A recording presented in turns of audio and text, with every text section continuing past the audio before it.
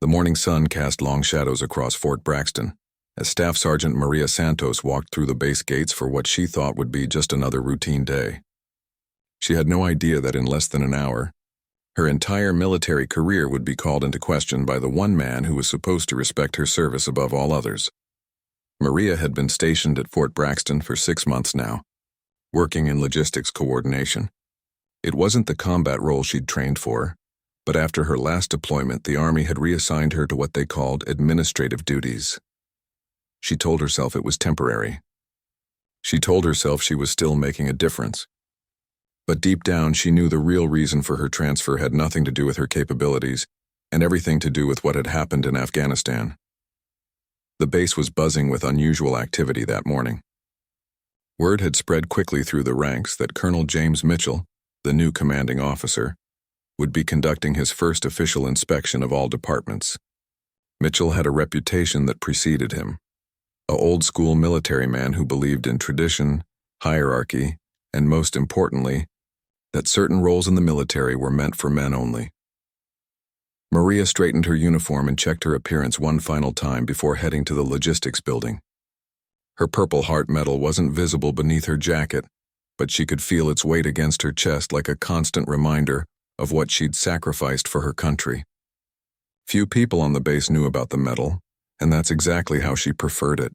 The last thing she wanted was pity or special treatment because of what had happened overseas.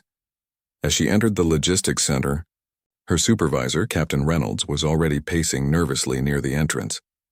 Reynolds was a decent man who respected Maria's work, but she could see the anxiety written all over his face. Having the new colonel inspect their department was clearly making him uncomfortable. "Santos," Reynolds called out as she approached, "I need you to handle the morning briefing with the colonel. You know our operations better than anyone else here." Maria nodded confidently. She had been preparing detailed reports on supply chain efficiency and had streamlined several processes that had saved the base both time and money. If there was anyone qualified to brief the colonel on logistics operations, it was her. At exactly 0900 hours, Colonel Mitchell strode into the logistics center with his entourage of junior officers trailing behind him. He was exactly what Maria had expected: tall, stern-faced, with silver hair and the kind of commanding presence that demanded immediate attention. His eyes swept across the room with the precision of a man who missed nothing and tolerated even less. Captain Reynolds stepped forward to make introductions, but Colonel Mitchell's gaze had already fixed on Maria. There was something in his expression that made her stomach tighten. Not respect for a fellow soldier, but something closer to disapproval. "Colonel Mitchell," Reynolds began, "I'd like you to meet Staff Sergeant Santos. She'll be conducting your briefing on our logistics operations." The colonel's eyebrows raised slightly, and Maria caught the almost imperceptible shake of his head. "Staff Sergeant," he acknowledged with a curt nod, but his tone carried an edge that made several people in the room shift uncomfortably. Maria stepped forward and began her presentation with the confidence that came from months of meticulous preparation. She outlined the improvements she'd implemented, the cost savings she'd achieved, and the efficiency gains that had impressed her previous commanders. Her voice was steady, professional, and authoritative as she walked the colonel through charts and data that clearly demonstrated her competence. But as she spoke, she noticed Colonel Mitchell's attention seemed to be wandering. He checked his watch twice, exchanged glances with his aide, and when she mentioned a particularly complex supply chain solution she'd developed, he actually let out a small dismissive laugh. "That's very interesting." "Staff Sergeant," he interrupted, his voice carrying a patronizing tone that made Maria's jaw clench. "But I'm curious about something. What's your background? Where did you serve before this assignment?" Maria felt the room grow quiet. This wasn't the kind of question typically asked during an operational briefing, and everyone present seemed to sense that something was shifting in the conversation. "I served 2 tours in Afghanistan." "Sir?" Maria replied, maintaining her professional composure despite the growing tension. "I was deployed with the 82nd Airborne Division, primarily in combat support roles." Colonel Mitchell's expression changed subtly, and not in a way that suggested respect for her service. Instead, there was something that looked almost like skepticism in his eyes. "Combat support," he repeated slowly as if testing the words. "And what exactly did that entail, Staff Sergeant?" The question hung in the air like a challenge. Maria could feel the eyes of everyone in the room on her. waiting to see how she would respond. She had faced enemy fire, saved lives, and earned her Purple Heart through sacrifice that most people couldn't imagine. But standing in that logistics center, facing down a colonel who seemed determined to diminish her service, she felt a familiar anger beginning to build in her chest. "I provided tactical support for forward operating bases, sir," she answered carefully. "Supply coordination under combat conditions, medical supply runs, and personnel transport in hostile territory." Colonel Mitchell nodded slowly, but his expression suggested he wasn't entirely convinced. "I see. And you feel that experience qualifies you to brief senior officers on complex military operations?" The question was loaded with implication, and Maria felt her hands clench into fists at her sides. Around the room she could see her colleagues looking uncomfortable, some staring at the floor, others exchanging worried glances. Captain Reynolds looked like he wanted to intervene but didn't dare challenge a colonel. "With respect, sir," Maria replied, her voice steady despite the fire building inside her. "My experience in combat zones combined with my logistics training and the results I've achieved here at Fort Braxton absolutely qualifies me to brief on these operations." Colonel Mitchell's smile was cold and condescending. "Staff Sergeant, I appreciate your enthusiasm, but let's be realistic here. There's a significant difference between shuffling paperwork in a safe rear area and actually understanding the complexities of real military operations." The words hit Maria like a physical blow.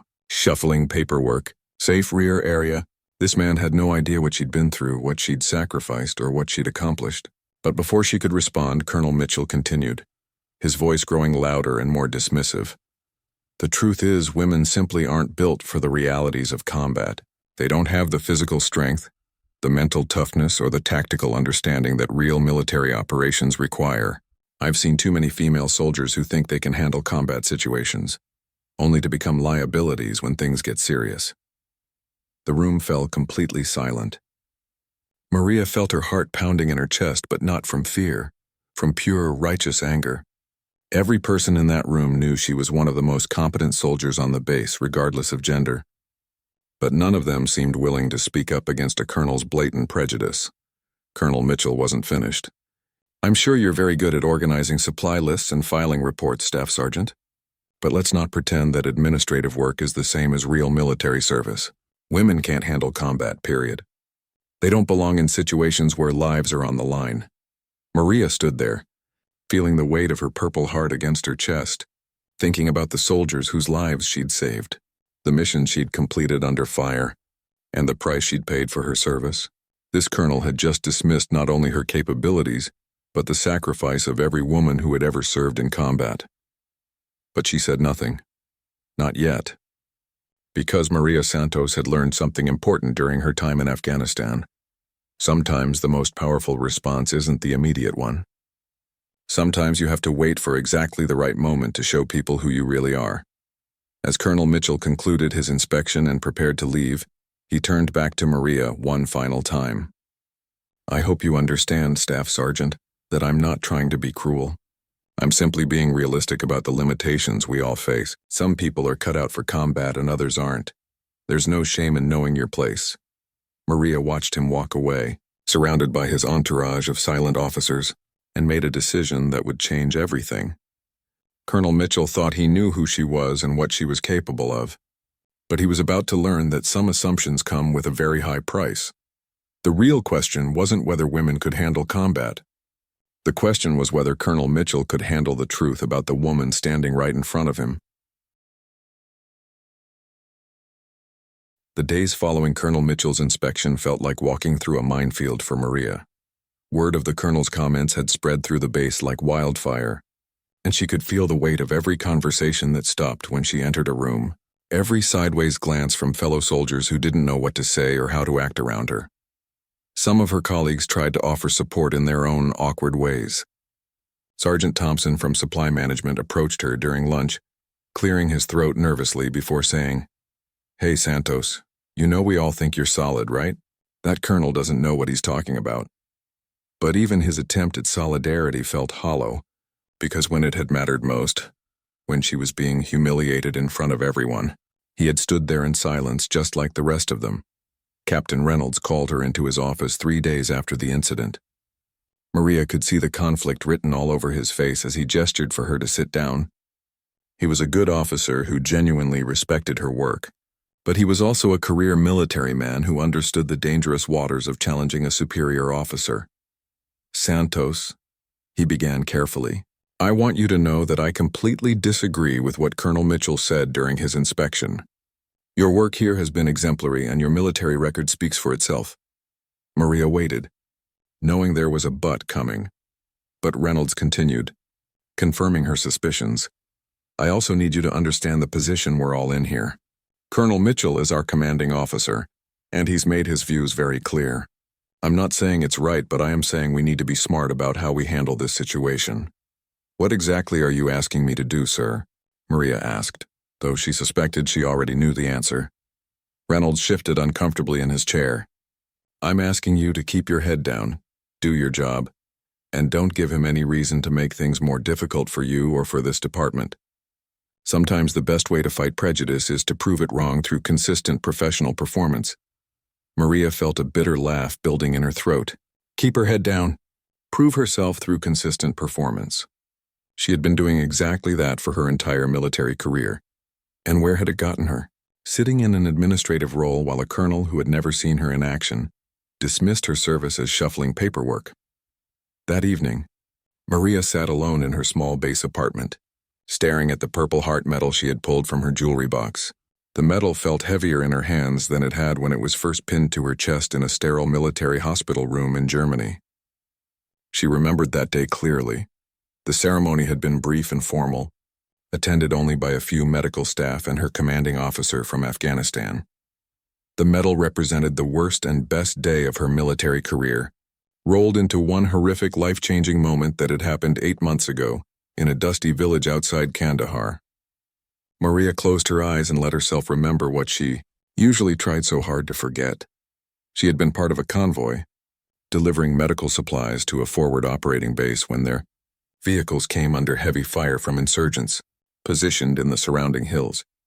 The attack was coordinated and brutal, designed to trap the convoy in a kill zone with no easy escape route. Within minutes, 2 vehicles were disabled, and several soldiers were wounded and pinned down by enemy fire. Maria's vehicle had been in the rear of the convoy, technically the safest position, but when she saw her fellow soldiers trapped and bleeding in the kill zone, she made a decision that would define the rest of her life. Against direct orders to stay in position, she grabbed a medical kit and sprinted across 50 yards of open ground under heavy enemy fire to reach the wounded. The first soldier she reached was Private Johnson, barely 19 years old with shrapnel wounds in his leg and abdomen. He was conscious but going into shock, and Maria knew he would die if he didn't receive immediate medical attention. She applied pressure to his wounds while calling for air support on her radio, all while bullets whined overhead and kicked up dirt around their position. But Johnson wasn't the only one who needed help. Sergeant Williams was trapped under an overturned vehicle, unconscious and bleeding from a head wound. Corporal Martinez had taken a round through his shoulder and was unable to move. Maria made 3 separate trips across that deadly open ground, each time dragging a wounded soldier to safety, while enemy fighters tried to cut her down. On her final trip, as she was carrying Private Johnson to the evacuation point, a mortar round exploded less than 10 feet away. The blast threw her to the ground and filled her left leg with shrapnel, but she never let go of Johnson. She crawled the final 20 yards to safety, pulling the wounded private with her, leaving a trail of her own blood in the sand. The air support she had called for arrived minutes later and drove off the attackers. But by then, Maria had already saved 3 lives at the cost of nearly losing her own. The shrapnel in her leg had severed an artery, and she had lost so much blood that the medics weren't sure she would survive the helicopter ride to the field hospital. She spent 6 weeks recovering in Germany before being medically cleared to return to duty. But the Army had decided that her combat days were over. Despite her protests, despite her exemplary record, despite the fact that she had literally saved lives under fire, she was reassigned to administrative duties. The official reason was her leg injury, but Maria suspected the real reason was that her actions had made some people uncomfortable. Female soldiers weren't supposed to be heroes. They weren't supposed to run toward danger while men took cover. Now sitting in her apartment at Fort Braxton, Maria realized that Colonel Mitchell's dismissive comments weren't just about her. They were about every woman who had ever served in combat, every female soldier who had been told she wasn't strong enough, tough enough, or brave enough to do the job that needed to be done. The next morning brought news that made Maria's blood run cold. She was called into Captain Reynolds' office again, but this time his expression was even more troubled than before. "Santos, I've got some difficult news," he began without preamble. "Colonel Mitchell has requested a full review of your military record and your current assignment here." Maria felt her stomach drop. "A review, sir?" "He's questioning whether your current position is appropriate given what he calls concerns about your combat readiness and leadership capabilities. He's also requesting detailed reports on every project you've worked on since arriving at Fort Braxton." The implications were clear. Colonel Mitchell wasn't content with simply humiliating her in front of her colleagues. He was actively trying to undermine her career and potentially force her out of the military entirely. "Sir," Maria said carefully, "my record speaks for itself. Every efficiency report, every performance evaluation, every mission I've been part of has been rated as exemplary or above." Reynolds nodded grimly. "I know that, and you know that. But Colonel Mitchell seems determined to find fault with your service record. He's particularly focused on the circumstances of your reassignment from combat duties." Maria's hands clenched into fists. Mitchell was going after her medical reassignment, trying to twist her injury and recovery into evidence of weakness or failure. The man was essentially punishing her for being wounded while saving other soldiers' lives. "There's more," Reynolds continued reluctantly. "He's also initiated a review of what he calls gender-based assignment policies for this base.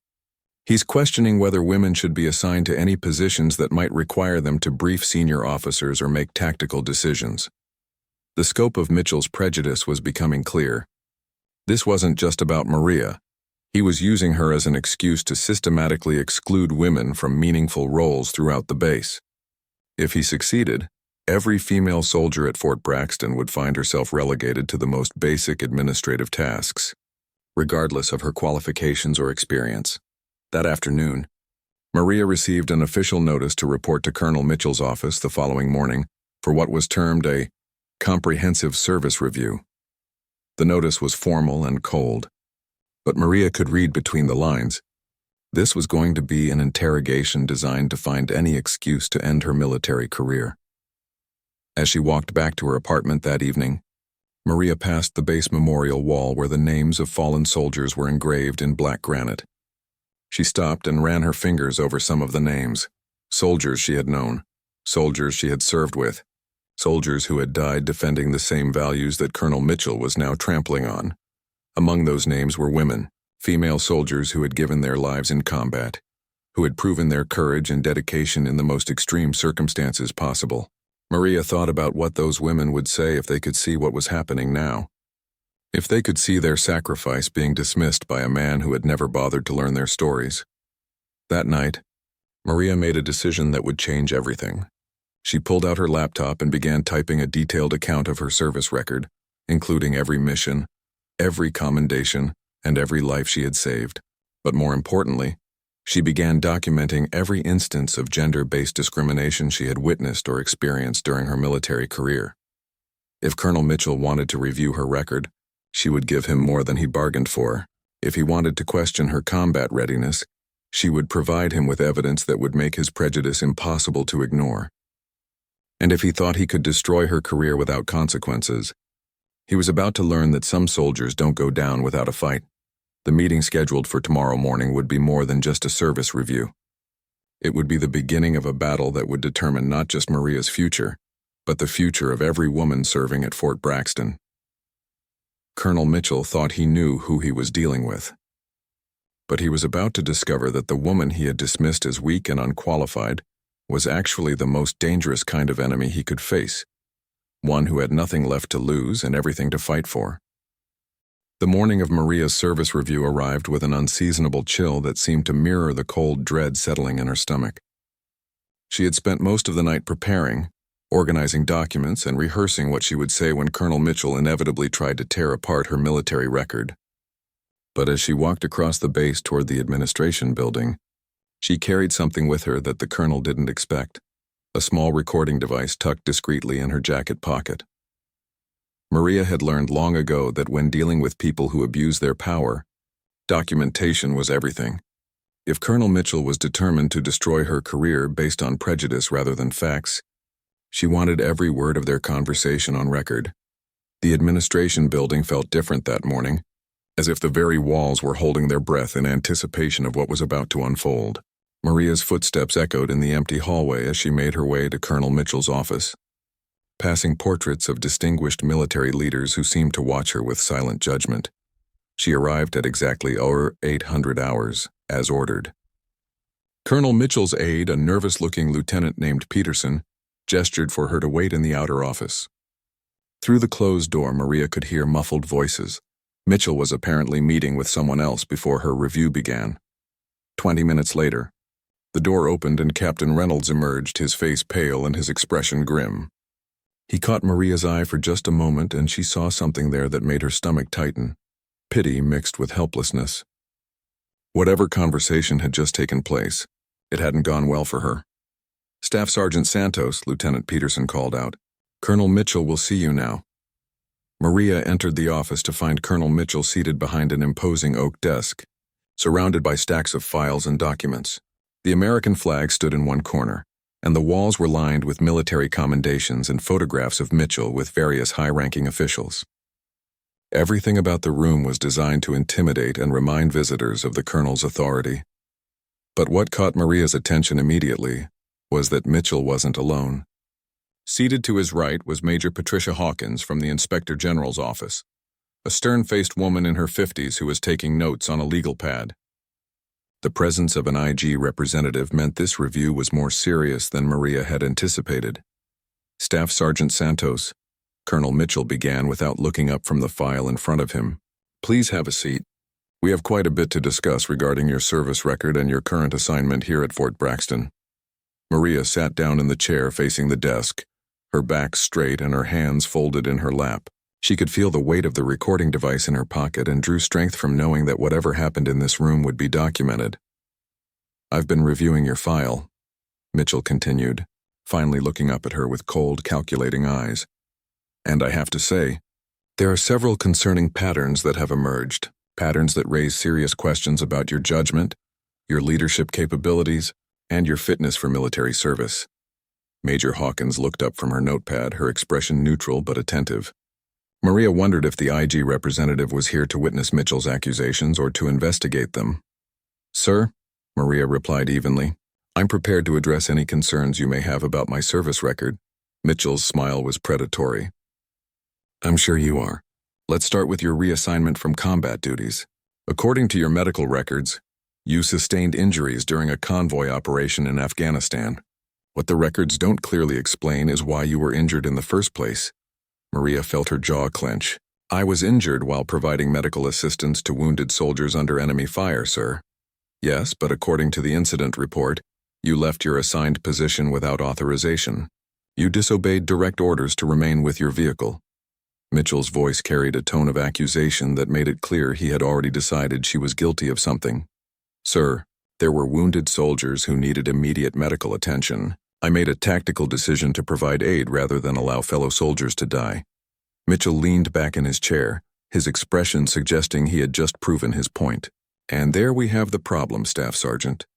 You made a tactical decision, but you're not a tactical decision-maker. You're a logistics specialist who was assigned to remain in position for a reason. Your commanding officers gave you specific orders and you chose to ignore them."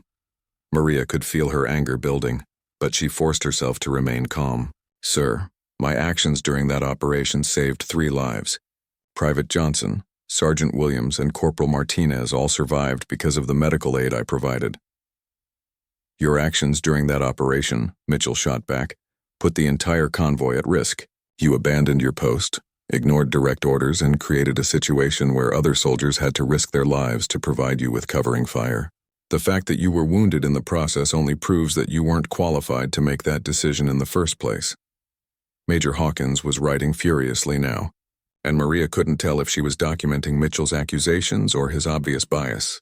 The colonel was essentially arguing that saving lives was a mistake if it meant disobeying orders, a position that went against everything the military stood for. "Furthermore," Mitchell continued, Warming to his theme. Your injury and subsequent medical reassignment demonstrate exactly what I've been saying about women in combat roles. When the pressure mounted, when lives were on the line, you made an emotional decision rather than a tactical one. You let your feelings override your training and people got hurt as a result. Maria felt something snap inside her chest. Sir, with respect, the only person who got hurt as a result of my actions was me. The 3 soldiers I saved are alive today because I chose to act rather than follow orders that would have resulted in their deaths. Mitchell's eyes flashed with anger. Don't lecture me about military tactics, Staff Sergeant. I've been in this uniform longer than you've been alive. I've seen what happens when soldiers, especially female soldiers, let emotion cloud their judgment in combat situations. You're lucky your reckless behavior didn't get more people killed. My reckless behavior. Maria's voice rose slightly despite her efforts to remain calm. Sir, I was awarded the Purple Heart for my actions during that operation. The citation specifically mentions my courage under fire and my dedication to saving fellow soldiers. Mitchell waved his hand dismissively. Awards and citations can be influenced by political correctness and the military's current obsession with promoting female achievement. What matters are the facts, and the facts show that you disobeyed orders and got yourself wounded in the process. Major Hawkins looked up sharply at Mitchell's comment about political correctness, and Maria saw something shift in the IG representative's expression. For the first time since entering the room, Maria felt a glimmer of hope that someone else was beginning to see Mitchell's true motivations. Let's move on to your current assignment, Mitchell continued, apparently oblivious to Major Hawkins' reaction. Your supervisor, Captain Reynolds, has provided glowing reports about your work in logistics coordination. But I have to question whether these reports reflect actual competence or simply the military's current pressure to promote women, regardless of their actual capabilities. Maria felt her hands clench into fists. Sir, my work speaks for itself. I've improved efficiency ratings, reduced costs, and streamlined operations that had been problematic for years before my arrival. Anyone can shuffle paperwork and reorganize filing systems, Mitchell replied with a sneer. That's not real military work. Real military work requires the kind of physical and mental toughness that women simply don't possess. It requires the ability to make life and death decisions under pressure without letting emotion interfere with judgment. Like the life and death decisions I made in Afghanistan? Maria asked, her voice steady despite the fire burning in her chest. Mitchell's face darkened. Those weren't decisions, Staff Sergeant. Those were emotional reactions that happened to work out. There's a difference between luck and competence, and your record shows a pattern of emotional decision-making that has no place in serious military operations. Major Hawkins set down her pen and looked directly at Colonel Mitchell. Colonel, I'm curious about something. Have you reviewed Staff Sergeant Santos's complete service record, including her commendations and performance evaluations from her previous assignments? Mitchell seemed surprised by the question. Of course I have. That's why we're here. And you're aware that she received not only the Purple Heart but also the Bronze Star for Valor and 2 Army Commendation Medals for exceptional performance in combat zones. Maria felt her heart skip a beat. She hadn't mentioned her other decorations, and she was surprised that Major Hawkins had apparently done her own research into Maria's record. Mitchell's expression grew defensive. Awards can be misleading, Major. They don't always reflect the full picture of a soldier's performance or the circumstances under which they were earned. I see, Major Hawkins replied, making another note. And what about the testimony from the soldiers whose lives she saved? Have you reviewed their statements about Staff Sergeant Santos's actions during the convoy attack? Mitchell was clearly becoming uncomfortable with the direction of the questioning. Major, I'm not sure what you're implying, but my concerns about Staff Sergeant Santos are based on legitimate questions about her judgment and her fitness for military service. Your concerns, Major Hawkins said slowly, seem to focus primarily on her gender rather than her actual performance record. The room fell silent. Maria could hear her own heartbeat as she watched Colonel Mitchell's face cycle through surprise, anger, and something that looked like panic. He had apparently expected this meeting to be a simple matter of documenting his predetermined conclusions about Maria's unfitness for service. He hadn't expected to be challenged by an IG representative who had done her homework. Major Hawkins, Mitchell said carefully, I think you're misunderstanding my position. This has nothing to do with gender and everything to do with maintaining military standards and ensuring that our soldiers are capable of performing their duties effectively. Major Hawkins smiled, but it wasn't a friendly expression.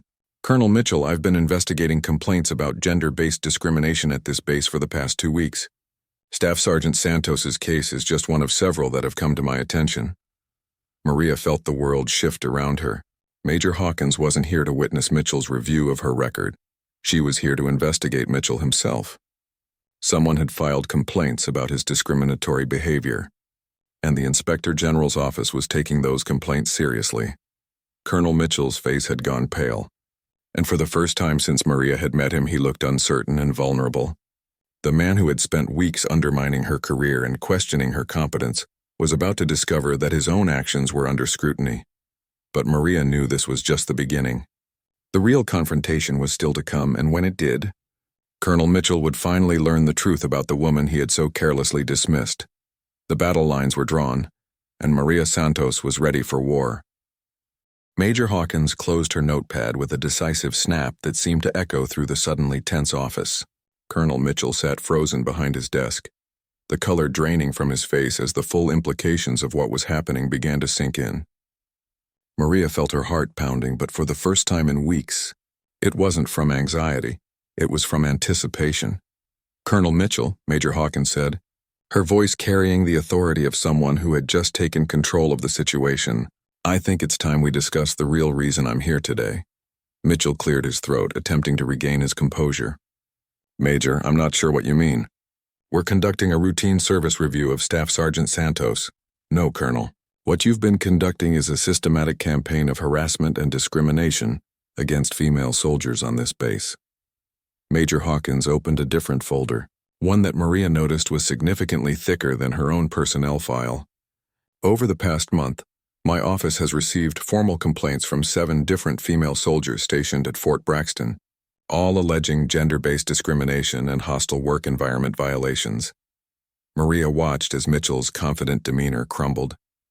His hands, which had been casually folded on his desk, were now gripping the edge so tightly that his knuckles had turned white.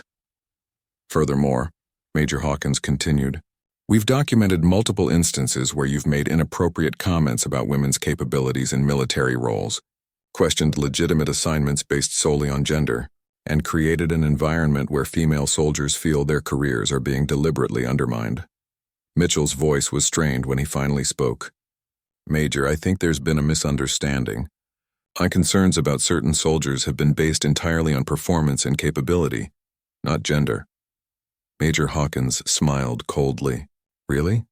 Then perhaps you can explain why your performance concerns seem to exclusively target female soldiers, regardless of their actual service records or achievements. Maria felt a surge of vindication, but Major Hawkins wasn't finished. She pulled out a small recording device and placed it on the desk between them. Colonel, are you familiar with the military's policy on recording conversations for investigative purposes? When Mitchell nodded reluctantly, she continued, Good, because I've been recording this entire meeting, and I believe your comments about political correctness influencing military awards, and your dismissal of Staff Sergeant Santos' combat decorations will be of great interest to my superiors. Mitchell's face had gone from pale to ashen. Major, I think you're taking my comments out of context, am I? Major Hawkins pressed a button on the recording device, and Mitchell's own voice filled the room. Awards and citations can be influenced by political correctness and the military's current obsession with promoting female achievement. The sound of his own words seemed to hit Mitchell like a physical blow. Maria watched as the man who had spent weeks questioning her qualifications and undermining her career realized that his own prejudices had been documented and would likely end his military service. But Major Hawkins still wasn't done. Colonel Mitchell, I'd like you to listen to something else. She pulled out a second recording device, this one smaller and more sophisticated. This recording was made by Staff Sergeant Santos during your initial inspection of the logistics department. Maria's eyes widened. She had forgotten about her own recording device in the shock of discovering Major Hawkins' investigation. But as her own voice began playing back their conversation from that first day, she realized that her decision to document Mitchell's behavior had provided crucial evidence for the IG investigation. Mitchell's voice came through the speaker with crystal clarity. The truth is, women simply aren't built for the realities of combat. They don't have the physical strength, the mental toughness, or the tactical understanding that real military operations require.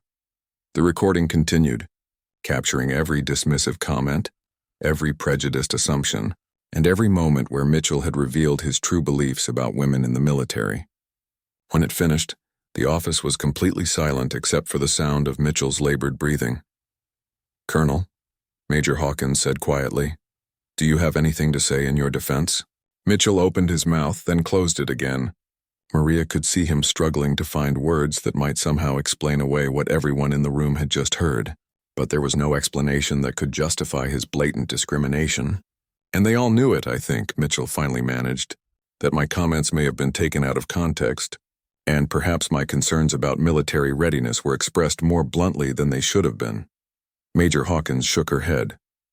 "Colonel, there is no context that makes those statements acceptable. You have violated multiple military regulations regarding equal treatment, created a hostile work environment, and demonstrated a pattern of discrimination that is completely incompatible with military leadership." Maria felt a moment of sympathy for Mitchell, watching a career military officer realize that his prejudices had destroyed everything he had worked for, but then she remembered the humiliation she had endured, the other women who had been targeted, and the soldiers whose lives she had saved being dismissed as emotional reactions. "There's something else, Colonel," Maria said, speaking for the first time since the recording had played. Both Mitchell and Major Hawkins turned to look at her, and she could see curiosity in the IG representative's eyes. Maria reached into her jacket and pulled out a small velvet box. She opened it slowly, revealing the Purple Heart medal that had been weighing on her chest for months, but she didn't stop there. From her other pocket, she produced 2 more medal cases, her Bronze Star and her Army Commendation medals. "You said that women can't handle combat, Colonel," Maria said, her voice steady and strong. "You said that my actions in Afghanistan were emotional reactions, not tactical decisions. You dismissed my Purple Heart as political correctness." She stood up and placed the medals on Mitchell's desk, one by one. This Purple Heart was awarded for wounds received while saving 3 soldiers under enemy fire. This Bronze Star was for valor during a separate incident where I led a rescue operation that saved an entire squad pinned down by insurgents. These commendation medals were for exceptional performance during 2 different combat deployments. Mitchell stared at the medals as if they were foreign objects he couldn't comprehend. "But you want to know the real truth, Colonel?" Maria continued, her voice growing stronger with each word. "The truth is that I didn't just save 3 soldiers that day in Afghanistan. I saved 5. The official reports only mention 3 because the other 2 were classified operations that I'm not authorized to discuss in detail." Major Hawkins was writing furiously again, but her expression had shifted from professional interest to something approaching awe. "The truth is that I've served in more combat operations than most of the male soldiers on this base. I've made life and death decisions under fire more times than I can count. I've led men and women into danger and brought them home safely, and I've done all of this while dealing with people like you who think my gender makes me weak." Maria picked up her Purple Heart and held it up so Mitchell could see it clearly. "This medal represents the worst day of my life, Colonel, but it also represents the day I proved that courage has nothing to do with gender and everything to do with character, something you clearly don't understand." Mitchell's voice was barely a whisper when he finally spoke. I didn't know." "You didn't know because you didn't want to know," Maria replied. "You made assumptions based on prejudice instead of facts. You dismissed my service without bothering to learn what I had actually accomplished, and you did the same thing to every other woman on this base." Major Hawkins stood up, her investigation clearly complete. "Colonel Mitchell, you are hereby relieved of command pending a full Inspector General investigation. You will report to my office tomorrow morning at 800 hours to begin formal proceedings." Mitchell nodded numbly, the fight completely gone out of him. "Staff Sergeant Santos," Major Hawkins continued, "I want to personally apologize for what you've endured here. Your service record is exemplary, and your treatment at this base has been completely unacceptable." Maria felt tears threatening to form in her eyes, but they weren't tears of sadness, they were tears of vindication and relief. "Thank you, Major." "There's one more thing," Major Hawkins said with a slight smile. "I've been authorized to inform you that you're being considered for a promotion to Sergeant First Class." And there's a position opening up at Fort Campbell that would put you back in a combat support role. If you're interested. Maria felt her heart skip a beat. A return to meaningful military service, recognition for her actual capabilities, and vindication for everything she had endured. Yes, ma'am. I'm very interested. As they left Colonel Mitchell's office, Maria could hear him making phone calls, probably to lawyers or superior officers who might help him salvage his career. But she knew it was too late for that. His own words had condemned him, and his prejudices had finally caught up with him. Walking across the base that afternoon, Maria noticed something different in how people looked at her. Word of Mitchell's relief from command had spread quickly, and with it the story of why he had been removed. Soldiers who had avoided her for weeks were now nodding respectfully as she passed. Some even stopped to thank her for standing up to discrimination that had affected them all. That evening, Maria sat in her apartment, looking at her medals spread out on the table. For months she had kept them hidden, afraid that displaying them would seem like she was seeking attention or special treatment. But now she realized that hiding her achievements had only made it easier for people like Mitchell to dismiss her service. She thought about the soldiers whose lives she had saved, the missions she had completed, and the price she had paid for her service. She thought about all the women who had served before her, and all those who would serve after, and she realized that her battle with Colonel Mitchell had been about more than just her own career. It had been about proving that courage, competence, and dedication had nothing to do with gender. The next morning, Maria received orders for her new assignment at Fort Campbell. As she packed her belongings, she made sure her medals were prominently displayed in her dress uniform. She would never hide her achievements again. Colonel Mitchell's career was over, destroyed by his own prejudices and documented by his own words. But Maria Santos was just beginning the next chapter of her military service, armed with the knowledge that she had faced down discrimination and won. The colonel had said women couldn't handle combat. Maria had shown him her Purple Heart and proved that some battles are won not with weapons, but with truth, courage, and the unwavering determination to stand up for what's right. In the end, the strongest soldier in the room had been the one he had underestimated the most.